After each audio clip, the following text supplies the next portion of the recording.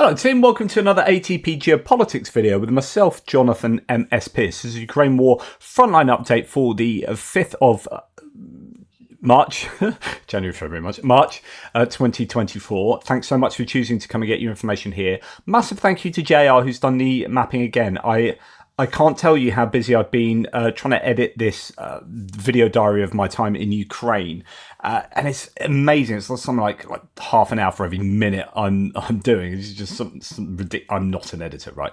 Anyway, I think there's a lot to talk about tomorrow already. There's stuff that's coming out today that kind of fascinates me, particularly with regard to Emmanuel Macron, who's gone to. And a bit of a preamble now before I do the mapping, but Emmanuel Macron's gone to Czechia to meet with Petr Pavel, among other people. And my goodness, he's saying the right things. I think, was it Michael Weiss has just said, whatever they're putting in a beef bourguignon, double the dose, because Emmanuel Macron is saying all the right things. And yeah, it might be a fact that might be the case that he's a little late to the party. At the beginning of the war, he was seen as, or he saw himself as a peace broker, going out and trying to broker a peace deal between Ukraine and Russia. Now, I've heard recently, because he got a lot of criticism for that, saying, hey, we need to be supporting Ukraine with military aid, not going and trying to appease Putin. I heard recently that it was Zelensky that had asked Macron explicitly to do that, and that changes the complexion completely. So Macron hasn't, then he's possibly not the appeaser we kind of thought he was, but he was actually doing exactly what Ukraine wanted him to do. And now it's got to the point where, the excrement has hit the fan in terms of the US stepping out. I think Emmanuel Macron is saying, oh, there's no one else around here that's going to step up to be this leader in the power vacuum since the US is gone. Scholz was sort of shaping himself up to be, or at least Germany was, in terms of giving aid to Ukraine. But then that's all gone wrong. It's all gone Pete Tong, given the Taurus situation, and then you've had the intercept. So I think Emmanuel Macron is probably right to think there's no one else from a big enough country. You need to be,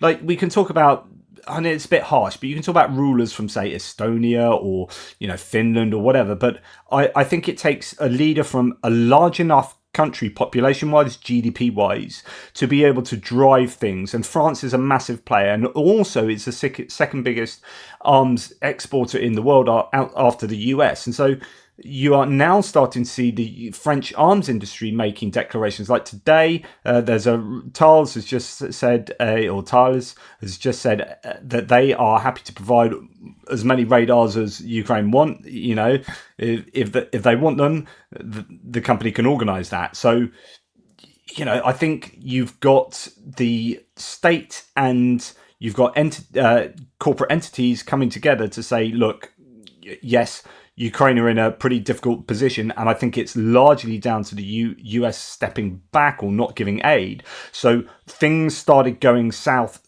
at the end of last year, and I think you had a realization at the end of 2023 from people around the world that, oh my goodness, things aren't as comfortable in Ukraine as we thought they were. The counteroffensive didn't achieve territorially what it set out to achieve, and actually there's now a massive lack of ammunition, given that the US are no longer providing that consistent ammunition aid, and Europe suddenly went, and all these leaders have been meeting to discuss that Russia is properly kind of like an old school enemy, and it's rather explicit now. And so you've got the rhetoric coming out of Prague today from Macron, Pavel, saying essentially that Putin is the enemy, Russia is, we need Ukraine to win against Russia. And if we don't expedite equipment to Ukraine, this will come back and haunt the rest of Europe. And that realization is now deeply explicit. And I think Macron, as unlikely as that would have been for me to say a couple of years ago, but Macron seems to be the rallying force in Europe. Now, he might not be super popular back at home, and that could end up being a problem. I don't know when elections are in France, actually. And we know that Russia is involved in every single election in the world, pretty much, going forward. France, you've got Marine Le Pen's France Rally Party, the more populist right wing. It used to be Front National, the National Front, so it used to be the extreme right.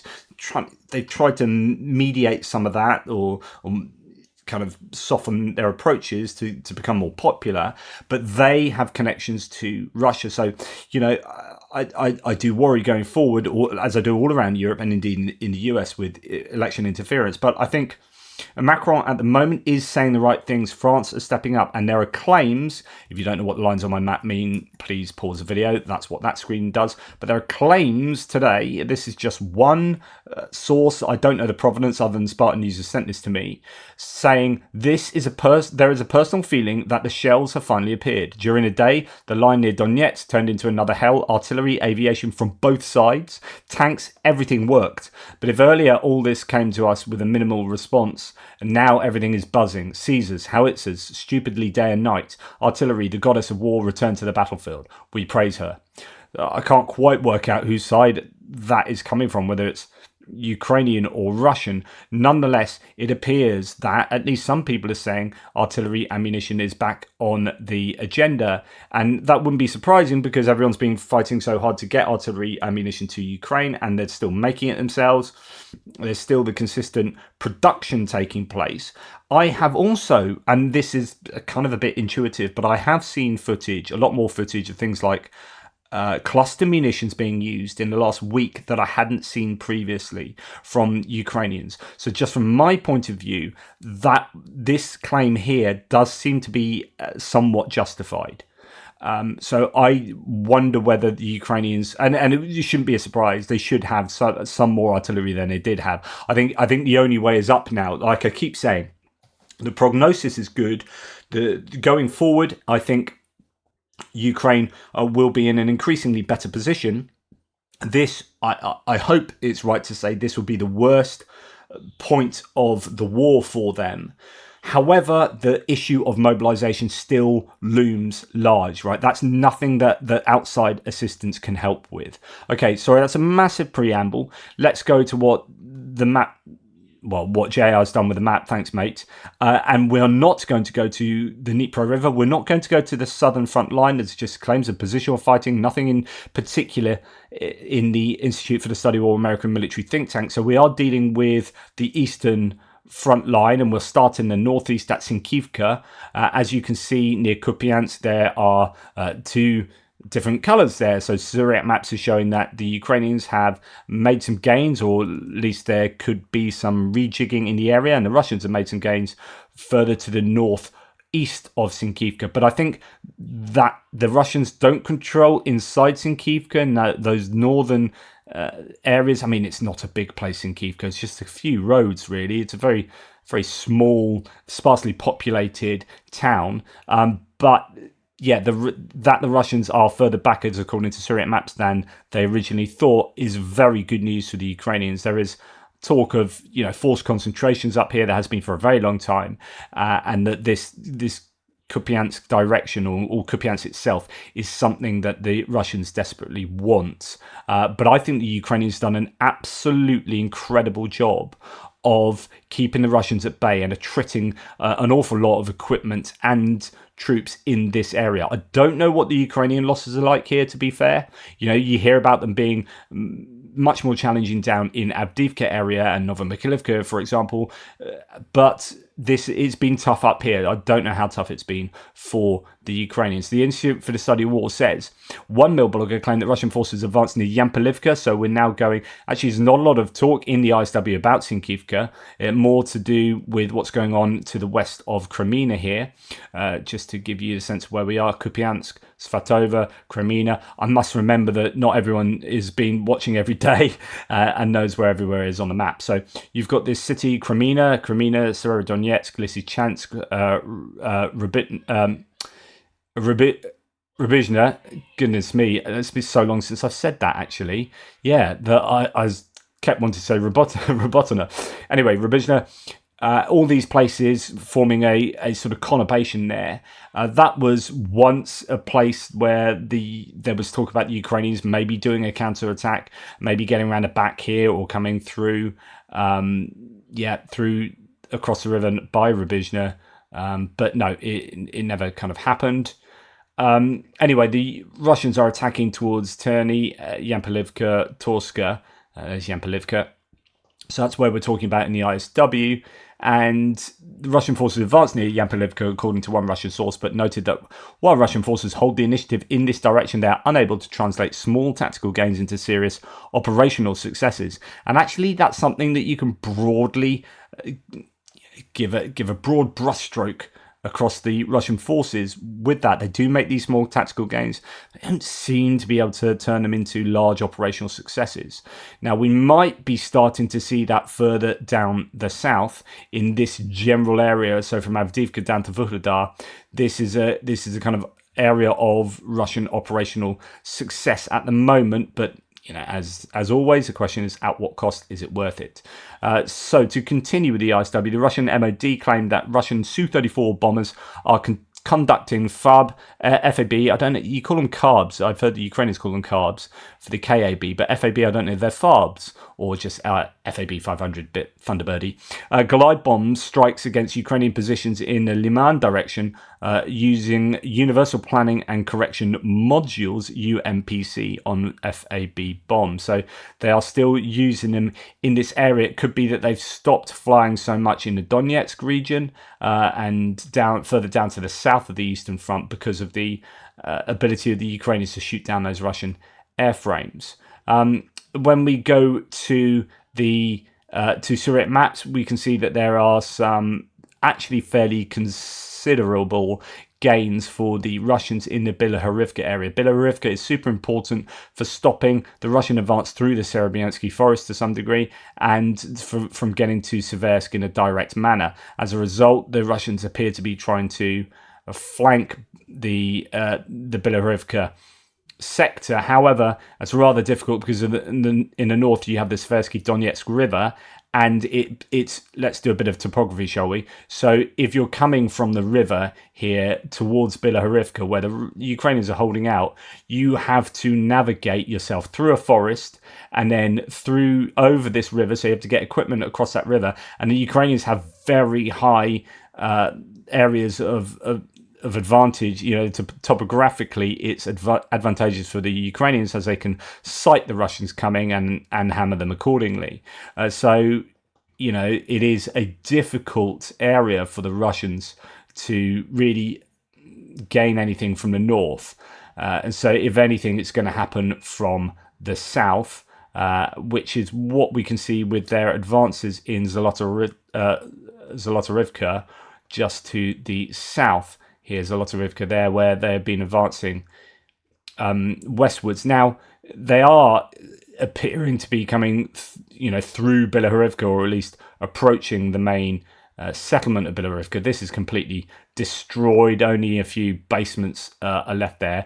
But the difficulty for either side, the Ukrainians just want to sit and defend here because the topography makes it rather difficult. The Russians are probably going to get only so far before they have to start coming down these heights, and then there'll be easy pickings for the Ukrainians depending on how much equipment the Ukrainians have to throw at the Russians there. So although the Russians have made some serious gains there, they still haven't got down that high ground and into the areas that will be far more vulnerable for them. There could be some interesting activity going on up here in this very northeastern area of the sector, where the Russians appear to be sort of getting on that high ground already, at least according to Surat maps. The other mappers have them further back, so we'll see how that develops. But that is the Bilahorivka area. And we'll go to actually Surat Map's tweet to say over the last 48 hours, the Russian army managed to capture the forest belt northeast of Bilahorivka and some positions adjacent to the first streets of the locality. Okay, so then as we come further to the south, we go all the way past Seversk. Doesn't seem to be too much activity there. Northern Bakhmut, none there either, or at least no map changes. And then Andrew Perpetua has a little bit of a change to a tree line to the north of Bodanivka there. I don't think that's entirely massively significant, but it does show that things aren't going all to plan for the Russians. in this whole sector. I mean, Bodanivka was an area that Ukrainians have managed to push the Russians back because this is a super important buffer zone area for Chasiv Yar. There's lots of people worried about what's taking place in Ivanivska. I was listening to Greg talk about this last night as well on a live stream with Mercado Media, talking about how, the Russians are halfway in to Ivanivska, and it is looking pretty dicey for the Ukrainians there.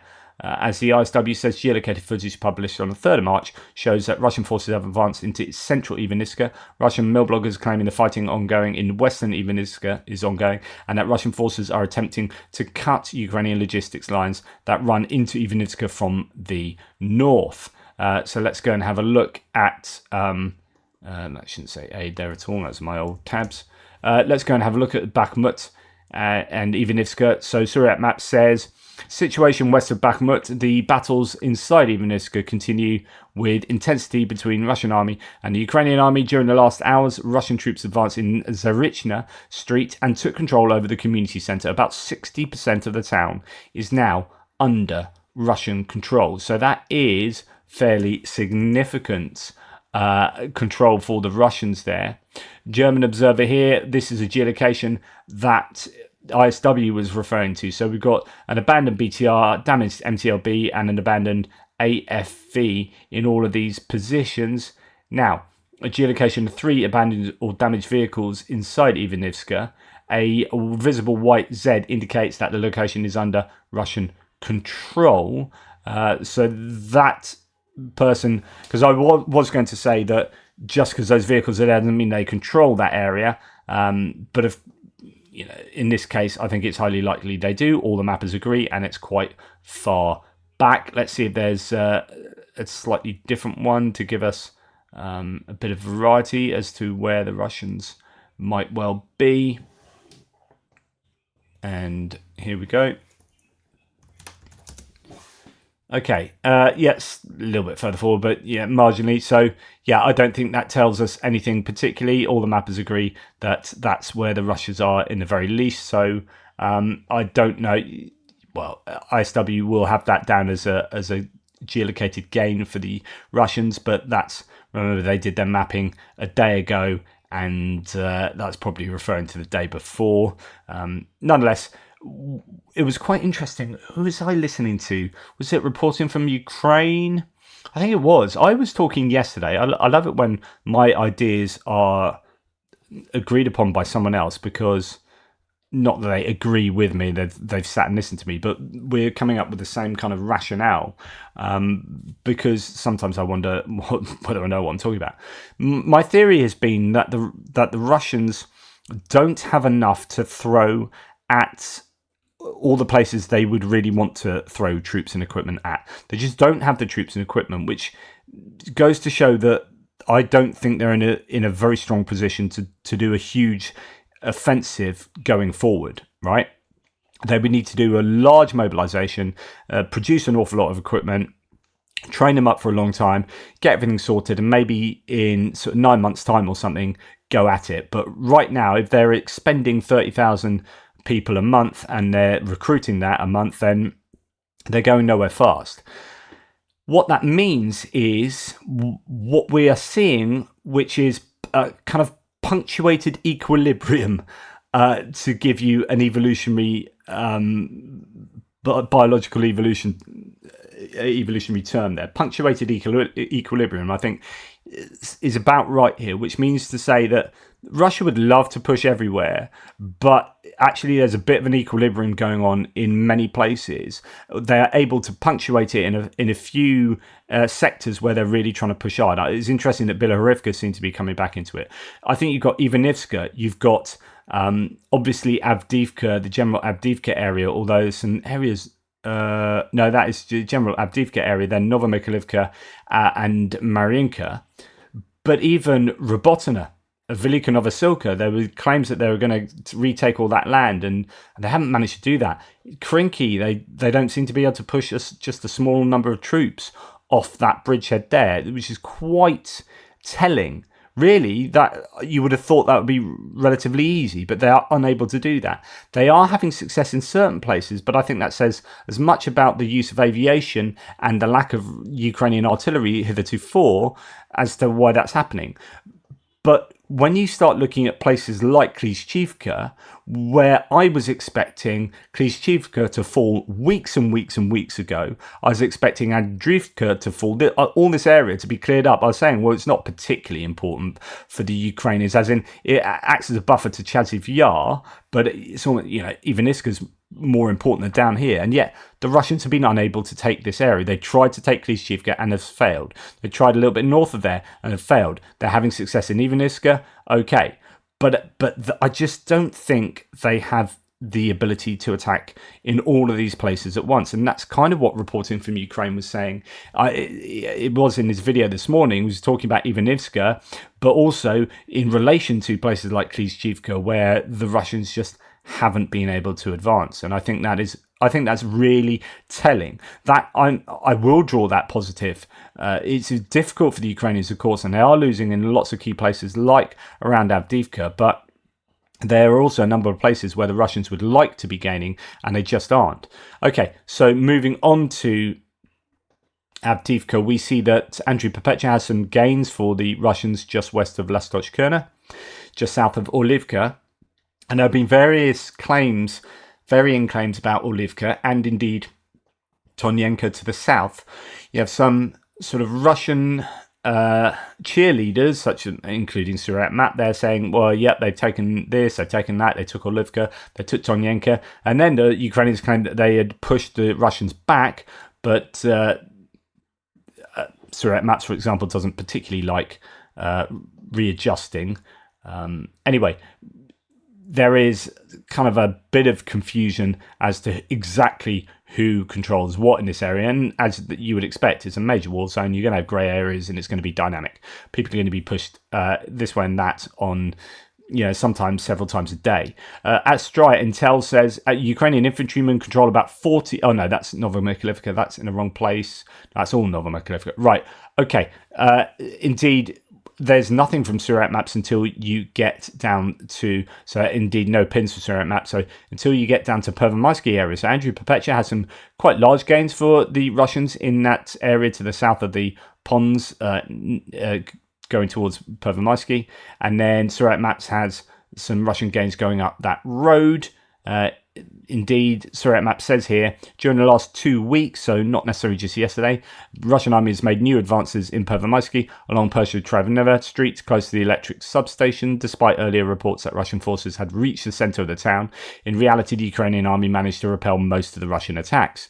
That's very magnanimous of Surat Maps there. So good stuff for the Ukrainians there. And then we get on really further to the south. When we come to Novomykhailivka area, just want to see what the ISW says about. So Avdiivka, Russian mobile blogger claimed that on March 3rd, the Russian forces advanced up to 450 meters deep and along a 900-meter wide front in the direction of Tonyenka. And another mobile blogger claimed Russian forces captured most of the settlement, but that Ukrainian forces still maintain positions in northwestern Tonyenka. ISW has not observed any visual confirmation of the Russian advances there.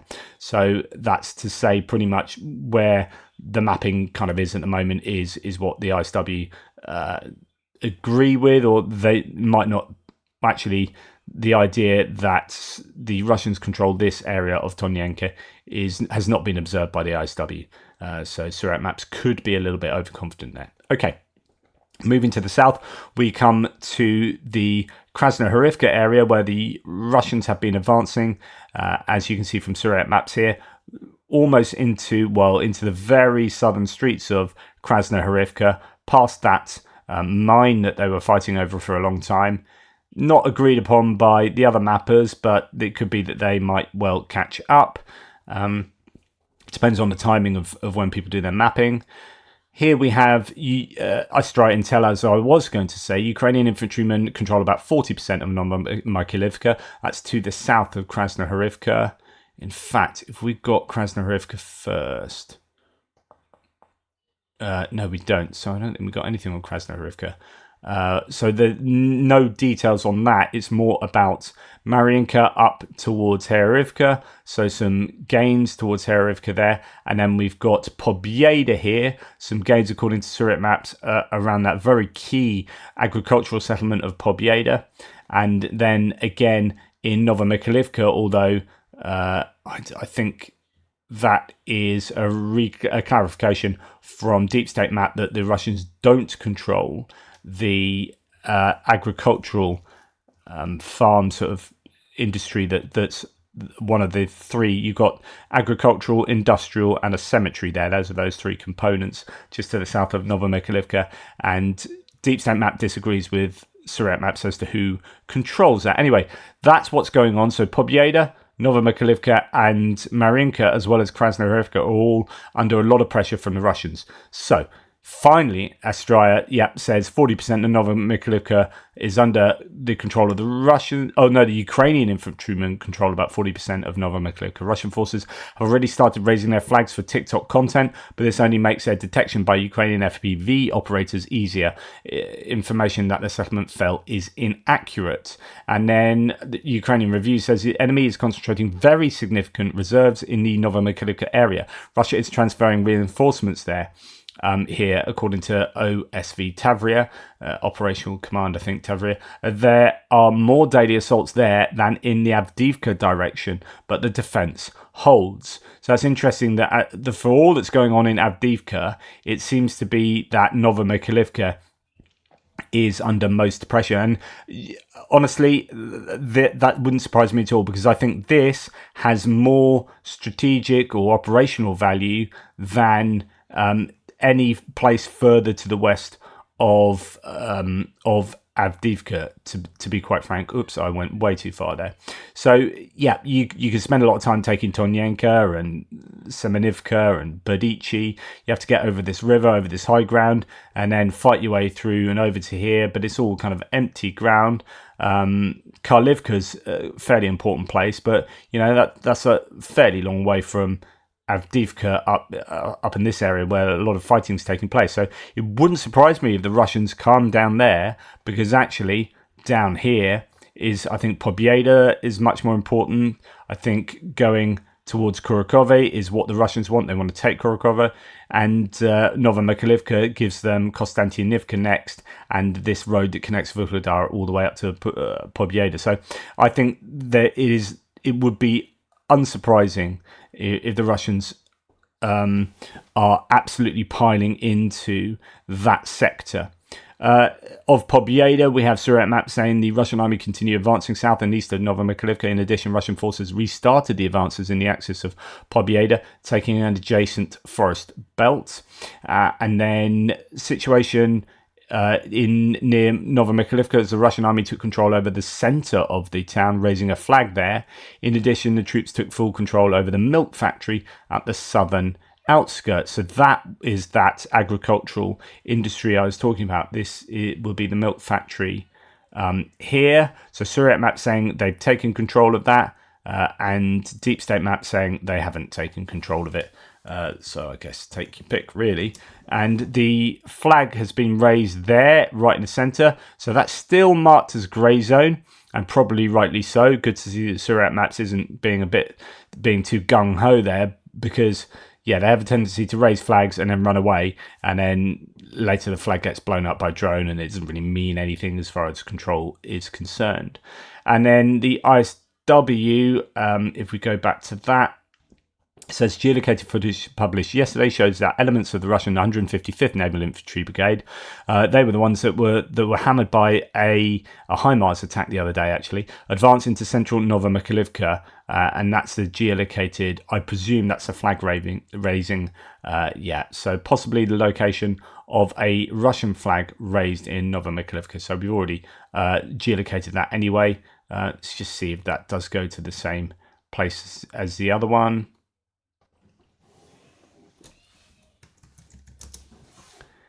Actually a little bit closer to Russian lines, that one. I think the previous one was over there.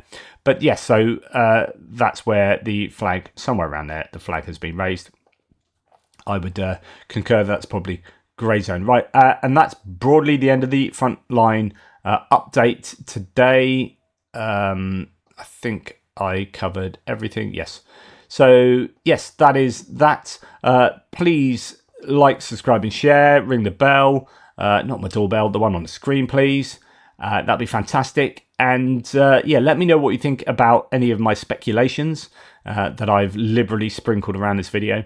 See if you agree or disagree. And let me know particularly about Emmanuel Macron as well, and whether you think he deserves a bit of props, which he has had, I think, scant...